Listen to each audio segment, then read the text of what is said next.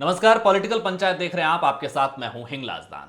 बिहार में सियासी तौर पर पलटी मारने की एक बार फिर से तैयारी हो चुकी है। बिहार में मौजूदा सरकार संकट में है, यह स्पष्ट हो चुका है। यह स्पष्ट हुआ कर्पूरी ठाकुर को भारत रत्न देने के ऐलान के बाद में। जिस तरह से कर्पूरी ठाकुर की जयंती पर बिहार के अंदर कार्यक्रम हुए, जेडीयू और आरजेडी दोनों के, नीतीश कुमार और तेजस्वी के कार्यक्रम अलग अलग हुए। और यहां तक कि आज जब बिहार में कैबिनेट की बैठक हुई तो उस पूरी बैठक के दौरान नीतीश कुमार और तेजस्वी के बीच में कोई बातचीत नहीं हुई। और यह स्पष्ट हो चुका था कि दोनों के बीच में दरारें, दोनों के बीच में मतभेद इतने गहरे हो चुके हैं कि अब ये जो गठबंधन है, ये जो मेल मिलाप है, ये लंबा चलने वाला नहीं है। लेकिन बड़ा सवाल तो यह है कि नीतीश कुमार जाएंगे कहां?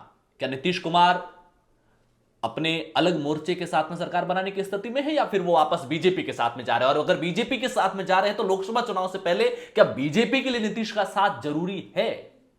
क्यों? क्योंकि नीतीश जिस इंडिया गठबंधन का हिस्सा है, वो इंडिया गठबंधन बंगाल से लेकर पंजाब तक सिसक रहा है। पंजाब में भगवंत मान कह चुके हैं कि आम आदमी पार्टी सभी सीटों पर अकेले चुनाव लड़ेगी। तो बंगाल में ममता, जो पहले 1 से 2 सीटें कांग्रेस को देने को तैयार थी, वो भी अब स्पष्ट कर रही है कि कोई एक भी सीट पर किसी कांग्रेस को नहीं दी जाएगी। पूरी सीटों पर वो लड़ेगी, या फिर दूसरी पार्टियां जो बंगाल में अपना मजबूत जनाधार रखती हैं, उनको एक आधी सीट गठबंधन में दी जा सकती है। ऐसे में जो बीजेपी 2020 के बिहार विधानसभा चुनाव के दौरान, बिहार में जब 2020 के विधानसभा चुनाव हुए तो बीजेपी और जेडीयू गठबंधन में थे। चुनाव के बाद में यह गठबंधन टूटा था और नीतीश कुमार तेजस्वी के साथ में चले गए थे।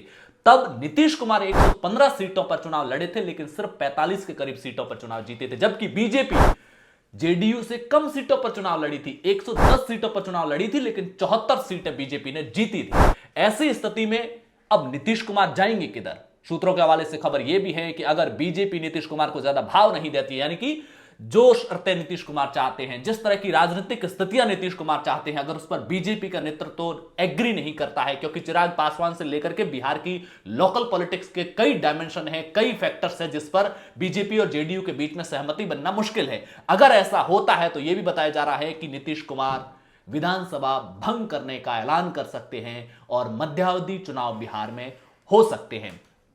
इसके अलावा यह भी खबर सामने आ रही है कि ये जो मतभेद बढ़े हैं वो इसलिए बढ़े हैं क्योंकि लल्लन सिंह के राष्ट्रीय अध्यक्ष रहते हुए जिस तरह से जेडीयू के अंदर टूट की खबरें सामने आई, और उसके बाद में नीतीश कुमार ने समझदारी दिखाते हुए लल्लन सिंह को राष्ट्रीय अध्यक्ष के पद से हटा करके खुद राष्ट्रीय अध्यक्ष बने। और यहां तक कि कर्पूरी ठाकुर का जो कल कार्यक्रम हुआ था, जिसमें नीतीश कुमार ने 2 लाख की भीड़ जुटाई करके जो भाषण दिया, उसमें लल्लन सिंह का एक बार भी नाम नहीं लिया। हालांकि उन्होंने परिवारवाद को लेकर के बार बार बात की। पूरे भाषण के दौरान करीब 50 बार उन्होंने कर्पूरी ठाकुर का नाम लिया और यह कहा कि कर्पूरी ठाकुर इसलिए इतने महान हैं क्योंकि उन्होंने कभी परिवारवाद की राजनीति नहीं की, कभी अपने परिवार के लोगों को सिर्फ आगे बढ़ाने पर काम नहीं किया। यह सीधे तौर पर उनका तेजस्वी यादव पर निशाना था, लालू यादव परिवार पर निशाना था कि कैसे एक परिवार लगातार बिहार की राजनीति में आगे बढ़ता जा रहा है। और ऐसी खबरें हैं कि जेडीयू के 45 में से 24 विधायक टूट सकते हैं। इसके अलावा कांग्रेस के 19 में से 11 विधायक टूट सकते हैं।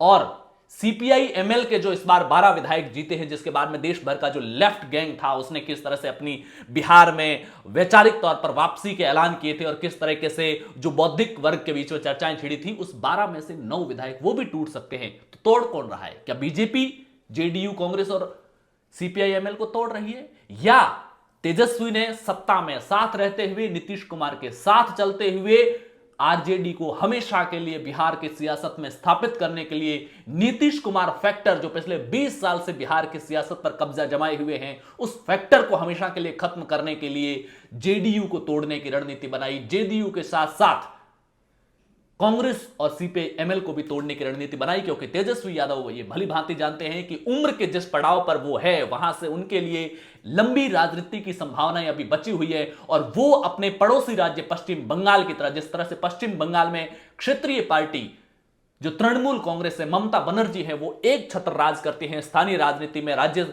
विधानसभाओं के चुनाव में, ठीक उसी तरह से तेजस्वी यादव भी किसी न किसी गणित पर इस तरह से काम कर रहे हैं कि वो अगर जेडीयू, कांग्रेस, सीपीआई-एमएल को तोड़ने में कामयाब हो जाते हैं और वो इन विधायकों को तोड़कर के अगर बिहार में सरकार बनाने में कामयाब होकर के मुख्यमंत्री बनते हैं, तो आने वाले समय में वो हमेशा के लिए ममता बनर्जी की तरह बिहार की सियासत पर कब्जा जमाने के सपने पाले हुए हैं। लेकिन अब जिस तरह की स्थितियां बनी हो, उससे एक बात तो स्पष्ट है कि बिहार में मौजूदा सरकार संकट में है। नीतीश कुमार और तेजस्वी यादव परिवार का जो ये गठबंधन है, ये गठबंधन अब भरभरा कर गिरने वाला है। लेकिन सबकी नजरें इसी बात पर हैं कि नीतीश कुमार जाएंगे किधर, बीजेपी के साथ जाएंगे, बीजेपी के साथ उनका एडजस्टमेंट बनेगा या नहीं बनेगा, और बीजेपी एडजस्टमेंट करना क्यों चाहती है, क्योंकि आने वाले समय में लोकसभा चुनाव है। अगर बीजेपी फायदा देख रही तो लोकसभा चुनाव का देख रही, विधानसभा चुनाव में उनको पता है कि नीतीश के साथ रहते हुए पहले भी उनके साथ 2 बार गच्चा हो चुका है।